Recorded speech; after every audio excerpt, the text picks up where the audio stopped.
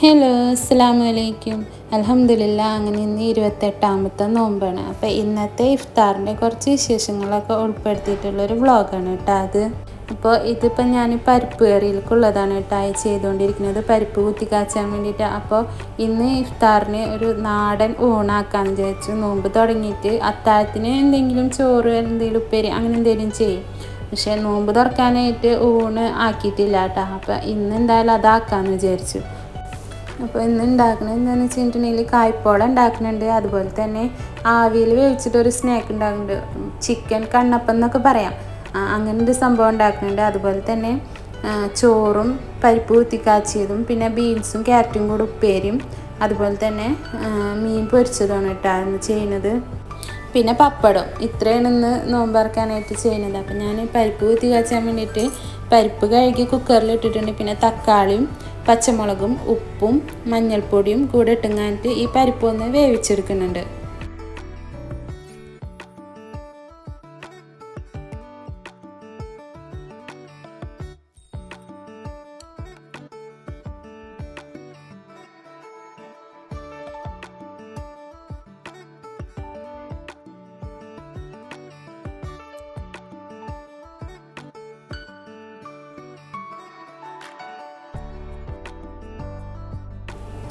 തൊട്ടപ്പുറത്ത് തന്നെ ചോറ് വെന്ത് കിടക്കുന്നുണ്ട് കേട്ടോ. പിന്നെ അതിൻ്റെ വിസിൽ പോയിട്ട് വേണം അത് ഊറ്റിയെടുക്കാൻ വേണ്ടിയിട്ട്. ഇതാ ഉപ്പേരിക്കുള്ള ബീൻസും ക്യാരറ്റുമാണ് കേട്ടോ. ഇത് നമ്മൾ നേരത്തെ തന്നെ അരിഞ്ഞ് സ്റ്റോർ ചെയ്ത് വെച്ചിരുന്നതാണ്, അതെടുത്ത് പുറത്ത് വെച്ചിട്ടുണ്ട്. പിന്നെ ചിക്കൻ കണ്ണപ്പത്തിലേക്കുള്ള കൈമ റൈസില്ലേ, അതാണ് കേട്ടോ വെള്ളത്തിലിട്ട് വെച്ചിരിക്കുന്നത്. പിന്നെ അതിലേക്കുള്ള ചിക്കൻ ഒരു 2-3 പീസ് എടുത്തിട്ട് അതും വെള്ളമൊഴിച്ച് വെച്ചിട്ടുണ്ട്. ഇനിയിപ്പം ഞാൻ ആ കണ്ണപ്പത്തിലേക്കുള്ള ആ ചിക്കൻ്റെ മസാല ഉണ്ടാക്കാൻ വേണ്ടിയിട്ട് സവാള അരിഞ്ഞെടുക്കണതാണ് കേട്ടോ.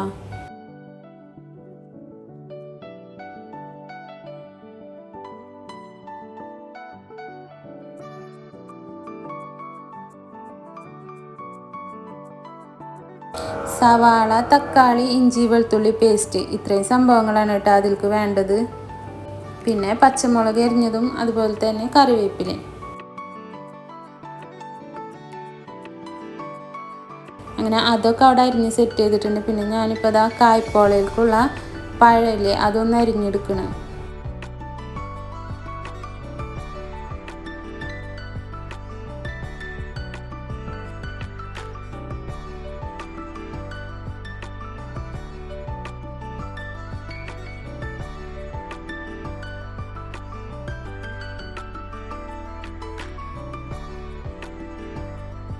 അങ്ങനെ പഴം അരിഞ്ഞെടുത്ത് ഞാൻ അതേ ഒരു ബൗളിലേക്ക് വെച്ചിട്ടുണ്ട്. അങ്ങനെ അത് കഴിഞ്ഞു കേട്ടോ.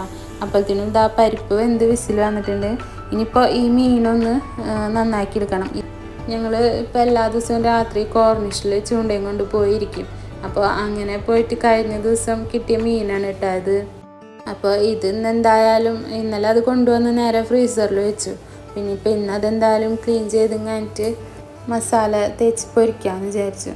അപ്പോൾ ഞാൻ ആദ്യം തന്നെ ഒരു ചട്ടിയിൽ ഉപ്പും സുർക്കയും വെള്ളവും കൂടെ ഒഴിച്ച് വെക്കുന്നുണ്ട്. അതിലേക്കാണ് മീൻ നന്നാക്കി ഇടുന്നത്.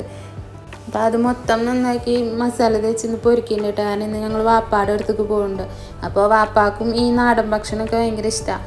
അപ്പോൾ പിന്നെ വാപ്പാക്കും കൂടെ കൊണ്ടുപോകാമെന്ന് വിചാരിച്ചിട്ട് ഇത് ഒന്നിച്ച് തന്നെ ചെയ്തെടുക്കണം. അങ്ങനെ മീനൊക്കെ വൃത്തിയാക്കി കഴിഞ്ഞു. ഇനിയിപ്പോൾ ഇതൊന്ന് മസാല തേക്കണം. മസാല ആയിട്ട് എടുത്തിരിക്കുന്നത് മഞ്ഞൾപ്പൊടി, മുളക് പൊടി, കുരുമുളക് പൊടി, നല്ല ജീരകത്തിൻ്റെ പൊടി, കറി മസാലപ്പൊടി, ഉപ്പ്, സുർക്ക, ഇത്രയും പൊടികളാണ് കേട്ടോ എടുക്കുന്നത്.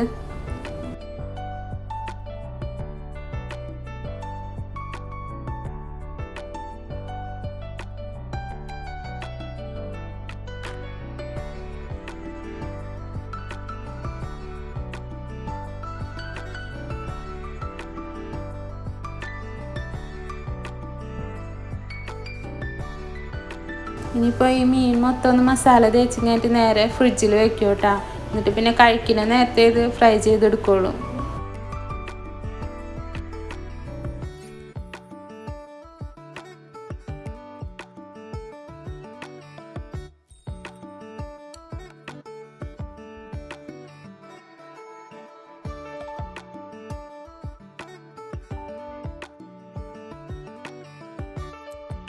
അങ്ങനെ അത് കഴിഞ്ഞു. ഇനി ഇവിടെയൊക്കെ ഒന്ന് സോപ്പിട്ട് തേച്ച് കഴുകി എടുക്കണമല്ലോ, എന്നുണ്ടെങ്കിൽ ആ മീനിൻ്റെ മണം അങ്ങനെ നിൽക്കും. അത് തന്നെ അതപ്പം തന്നെ കൈയോടെ കഴുകിയെടുക്കാമെന്ന് വിചാരിച്ചു. എന്നിട്ട് ബാക്കി പണി തുടങ്ങാമെന്ന് വെച്ചു.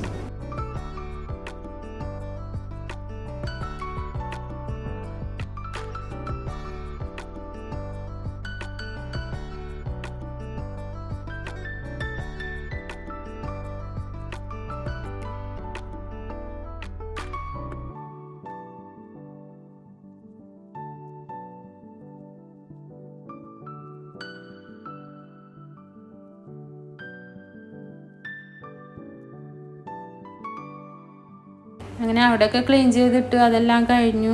ഇനിയിപ്പോൾ അതാ ആ അപ്പത്തിലേക്കുള്ള അരി ഒന്ന് അരച്ചെടുക്കണം. അപ്പോൾ അരി ഒന്ന് നല്ലോണം ഒന്ന് ഒരു 3-4 വട്ടം ഒന്ന് കഴുകിയെടുക്കാം.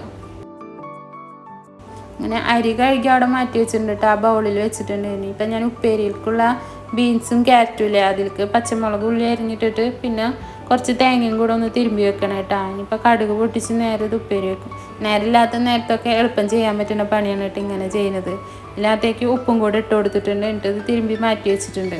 പിന്നെ ഇത് പരിപ്പ് കുത്തി കാച്ചാനുള്ള ഉള്ളിയും മുളകും ചതച്ചെടുക്കില്ല, അതാണ് കേട്ടോ. അപ്പം ഞാനിവിടെ സവാളയും വെളുത്തുള്ളിയും കൂടെ ഒന്ന് ചതച്ചെടുത്തിട്ടുണ്ട്. മുളകും ഓൾറെഡി ഞാൻ ചതച്ച് വെച്ചിട്ടുണ്ട് നേരത്തെ തന്നെ. ഇതിൻ്റെ ഇടയിൽ ചോറും ഊറ്റിയെടുക്കുന്നുണ്ട് കേട്ടോ. ഇതാ പരിപ്പ് ഇവിടെ വെന്തിട്ടുണ്ട്. അപ്പോൾ പരിപ്പ് ആദ്യം ഒന്ന് കുത്തി കാച്ചാന്ന് വിചാരിച്ചു. എന്നിട്ടാണ് ഈ കുക്കറിൽ തന്നെ ചിക്കനും കൂടെ വേവിക്കാൻ വെക്കാനായിട്ട്. അങ്ങനെ ചട്ടി അടുപ്പത്ത് വെച്ചിട്ടുണ്ട്. ഇനിയിപ്പോൾ അതൊന്ന് ചൂടായി വരുമ്പോൾ ഇതിനകത്തേക്ക് വെളിച്ചെണ്ണ ഒഴിച്ച് കൊടുക്കാം.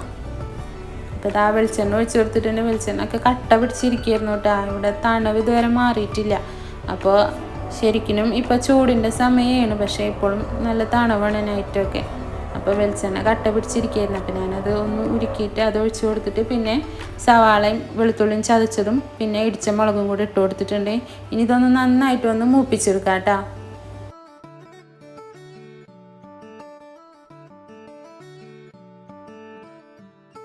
അതൊന്ന് മൂത്ത് വന്നപ്പോൾ അതിനകത്തേക്ക് വേവിച്ച് വെച്ചിരിക്കുന്ന പരിപ്പ് ഇട്ട് കൊടുത്തിട്ടുണ്ട്.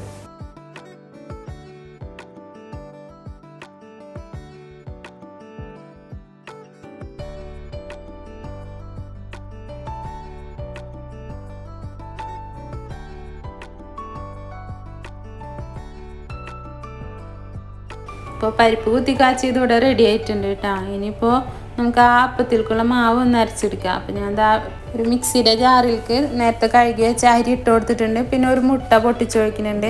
പിന്നെ ഇതിനകത്തേക്ക് തേങ്ങയും കൂടെ ഇട്ട് അരക്കണമെങ്കിൽ അങ്ങനെ അരക്കാം കേട്ടോ. അപ്പം ഞാൻ തേങ്ങ ഇടാൻ സത്യം പറഞ്ഞാൽ മറന്നുപോയി അരക്കണ നേരത്ത്. അപ്പോൾ അതുകൊണ്ട് ഞാനിതാ അരിയും മുട്ടയും ഉപ്പും കൂടി ഇട്ടിട്ടാണ് ഇത് അരച്ചെടുക്കണത്. എന്നാലും കുഴപ്പമൊന്നുമില്ല കേട്ടോ. അതവിടെ അരച്ച് വെച്ചിട്ടുണ്ട്. ഇനിയിപ്പോൾ ആ നേരം കൊണ്ട് ഉപ്പേരിക്കുള്ളത് വെക്കണം കേട്ടോ. അപ്പോൾ ചട്ടി ചൂടായപ്പോൾ വെളിച്ചെണ്ണ ഒഴിച്ച് കൊടുത്ത് കടുക് പൊട്ടിച്ച് ഇതിൻ്റെ ഇടയിൽ ഞാൻ ചിക്കനും വേവിക്കാൻ വെച്ചിട്ടുണ്ടായിരുന്നു. അപ്പോൾ അത് വെന്തപ്പോൾ ആ കുക്കർ എടുത്ത് അവിടെ നിന്ന് മാറ്റിയതാണ്.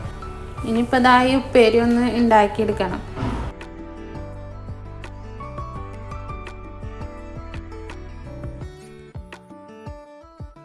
ഞാനിത് എടുത്തുങ്ങാനിട്ട് അപ്പുറത്തെ അടുപ്പിലേക്ക് മാറ്റിയിട്ടാണ്ട് ഇതിനകത്തേക്ക് മറ്റേ നമ്മുടെ കണ്ണപ്പത്തിലേക്കുള്ള മസാലയില്ലേ ചിക്കൻ്റെ, അത് ഉണ്ടാക്കിയെടുക്കാമെന്ന് വിചാരിച്ചു.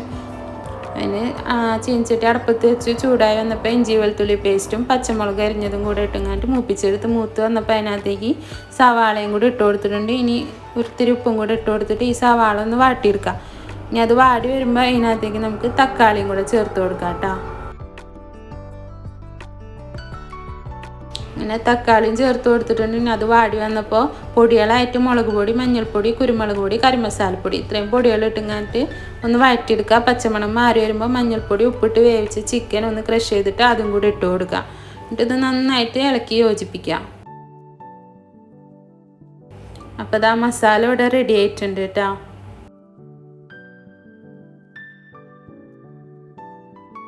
തൊട്ടപ്പുറത്ത് തന്നെ ബീൻസിൻ്റെ ഉപ്പേരിയും റെഡി ആയിക്കൊണ്ടിരിക്കുന്നുണ്ട്. അപ്പോൾ ഇതാ നമ്മൾ നേരത്തെ അരച്ച് വെച്ച മാവില്ലേ, അതാണ് കേട്ടോ ഇത്. ഞാൻ പറഞ്ഞില്ലേ തേങ്ങയും കൂടെ ഇട്ടായിരുന്നു അരക്കേണ്ടത്, പക്ഷെ ഞാനത് മറന്നുപോയി, വിട്ടുപോയിട്ടുണ്ടായിരുന്നു. ഞാൻ തേങ്ങ ചിരവിയത് ജസ്റ്റ് ഒന്ന് അതിനകത്ത് ഇട്ട് കൊടുത്തിട്ടുണ്ട് കേട്ടോ. തേങ്ങാപ്പാൽ ഒഴിക്കാൻ പറ്റില്ല, കാരണം എന്താണെന്ന് വെച്ചിട്ടുണ്ടെങ്കിൽ ഈ മാവിൻ്റെ കൺസിസ്റ്റൻസി ഈ ഒരു പരുവത്തിലാണ് കേട്ടോ വേണ്ടത്. അധികം വെള്ളമായി കഴിഞ്ഞിട്ടുണ്ടെങ്കിൽ നമ്മളിത് ഉണ്ടാക്കിയെടുക്കുമ്പോൾ ശരിയാവില്ല. അതുകൊണ്ട് ഞാൻ പിന്നെ തേങ്ങ ചിരവിയത് അതിനകത്ത് ചേർത്ത് കൊടുത്ത് നിങ്ങൾ ഉണ്ടാക്കുമ്പോൾ തേങ്ങയും കൂടെ ചേർത്ത് അരക്കാം കേട്ടോ. ഇപ്പം ഞാൻ ഇഡ്ഡലിയുടെ തട്ടിൽ നെയ്യൊന്ന് പരട്ടി കൊടുത്തിട്ടുണ്ട്. ഇനി ഇത് കുറേശ്ശെ നമുക്ക് എല്ലാത്തിലും ഒഴിച്ചു കൊടുക്കാം.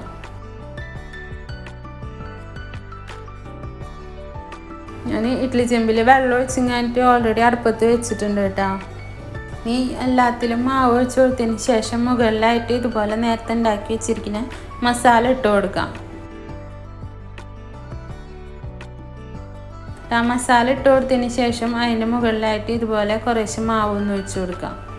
പിന്നെ അതെല്ലാം കഴിഞ്ഞതിന് ശേഷം ഇവിടെ ഇഡ്ഡലി ചെമ്പിൽ വെച്ച് വെള്ളം ചൂടായിട്ടുണ്ട്. അപ്പോൾ അതിൻ്റെ മുകളിലേക്ക് ഈ തട്ട് വെച്ച് കൊടുത്തിട്ട് ഒന്ന് ആവി കയറ്റിയെടുക്കാം. ഇനിയിപ്പോൾ ഇത് കായ്പോളയിലേക്കുള്ളതാണ് കേട്ടോ. 2 മുട്ട ഉടച്ച് വെച്ചിട്ടുണ്ട്. അതുപോലെ തന്നെ പാലും പഞ്ചസാരയും ഏലക്കായുടെ പൊടി ഇട്ടുങ്ങാണ്ട് ഇതൊന്ന് അടിച്ചെടുക്കാം. അത് കഴിഞ്ഞിട്ട് ഫ്രൈ പാൻ അടുപ്പത്ത് വയ്ക്കുക. എന്നിട്ട് ചൂടായി വരുമ്പോൾ അതിനകത്തേക്ക് നെയ്യ് ഒഴിച്ച് കൊടുക്കുക. ഇനി അണ്ടിപ്പരിപ്പും മുന്തിരിയും കൂടെ ഒന്ന് ഇതിൽ നിന്ന് വറുത്തെടുക്കാം.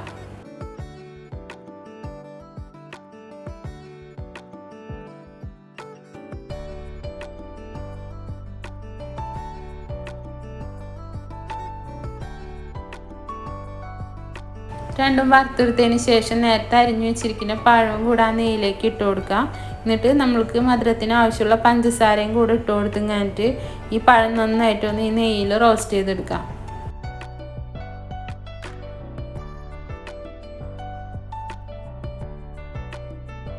അങ്ങനെ പഴം ഇവിടെ സെറ്റായി കിട്ടിയിട്ടുണ്ട് കേട്ടോ.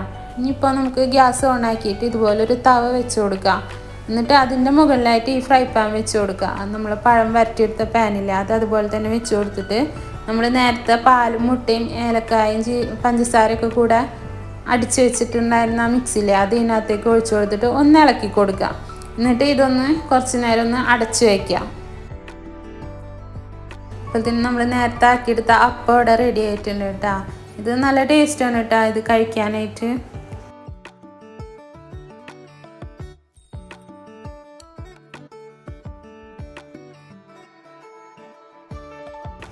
പിന്നെ കായ്പോള ഇച്ചിരിക്കോളം ഒന്ന് ആവി വന്നതിന് ശേഷം നമുക്ക് നേരത്തെ ഉണ്ടാക്കി വെച്ചിരിക്കുന്ന അണ്ടിപ്പരിപ്പും മുന്തിരിയും കൂടെ അതിൻ്റെ മുകളിലായിട്ട് ഇട്ട് കൊടുത്തിട്ട് ഒന്നും കൂടെ ഒന്ന് അടച്ച് വെച്ചിങ്ങാനിട്ട് വേവിച്ചെടുക്കാം. അപ്പോൾ ഇതിവിടെ സെറ്റായി കിട്ടിയിട്ടുണ്ട് കേട്ടോ. ഇനി ഇത് മറിച്ചിട്ടൊന്നും മുറിക്കണമെങ്കിൽ അങ്ങനെ ചെയ്യാം കേട്ടോ. അങ്ങനെ ചെയ്തില്ലെങ്കിലും കുഴപ്പമൊന്നുമില്ല. അപ്പോൾ അത് ഞാനൊരു പാത്രത്തേക്ക് മാറ്റിയിട്ടുണ്ട്. പാത്രത്തേക്ക് മാറ്റുന്ന സമയത്ത് ചെറുതായിട്ടൊന്ന് അതിൻ്റെ മുകളിലായിട്ടൊന്ന് വിട്ട് പോന്നിട്ടുള്ള ഒരു കേടുപാട് സംഭവിച്ചിട്ടുണ്ട്. ഇനി ഇതൊന്ന് കട്ട് ചെയ്ത് വയ്ക്കാം.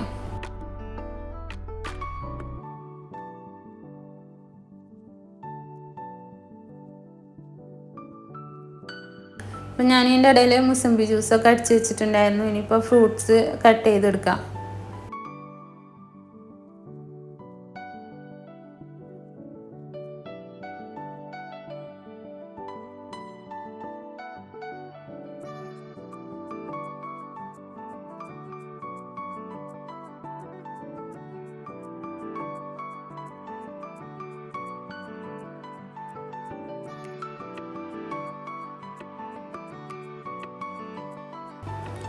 ഇപ്പം ഫ്രൂട്ട്സൊക്കെ കട്ട് ചെയ്ത് വെച്ചിട്ടുണ്ട്. ഇനിയിപ്പോൾ ഈ വിംടോ കലക്കിയെടുക്കാം കേട്ടോ.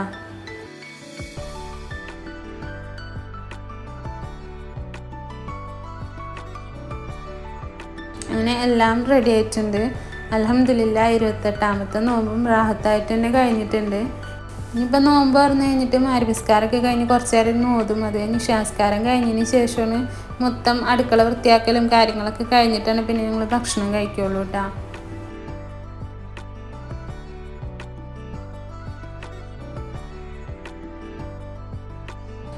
ഇനിയിപ്പോൾ ഭക്ഷണം കഴിക്കാൻ നേരമായിട്ടുണ്ടായിരുന്നു കേട്ടോ. അപ്പോൾ അത് ഉപ്പേരി ആയിട്ടുണ്ട്, ചോറായിട്ടുണ്ട്, പിന്നെ പരിപ്പ് കുത്തി കാച്ചിയതും ആയിട്ടുണ്ട്.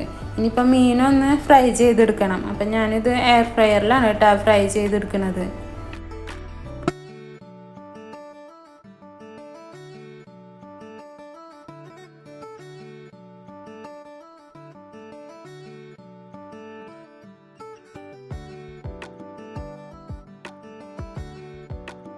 ഇതിനകത്ത് എല്ലാം കൂടെ കൊണ്ടില്ല, കുറച്ച് വെച്ച് കൊടുത്തു, പിന്നെ ഒരെണ്ണം ബാക്കിയായിട്ട്. അപ്പോൾ പിന്നെ ഇത് ഫ്രൈ ചെയ്തെടുത്തതിന് ശേഷം അത് ഫ്രൈ ചെയ്യാമെന്ന് വിചാരിച്ചു. അപ്പോൾ അതും ഇവിടെ ആയിട്ടുണ്ട് കേട്ടോ. അപ്പോൾ ഇന്നത്തെ ഇഫ്താറിൻ്റെ വിശേഷങ്ങൾ ഇത്രയൊക്കെ തന്നെ ഉള്ളൂ. വീഡിയോ നിങ്ങൾക്ക് ഇഷ്ടപ്പെട്ടിട്ടുണ്ടെന്ന് വിചാരിക്കുന്നു.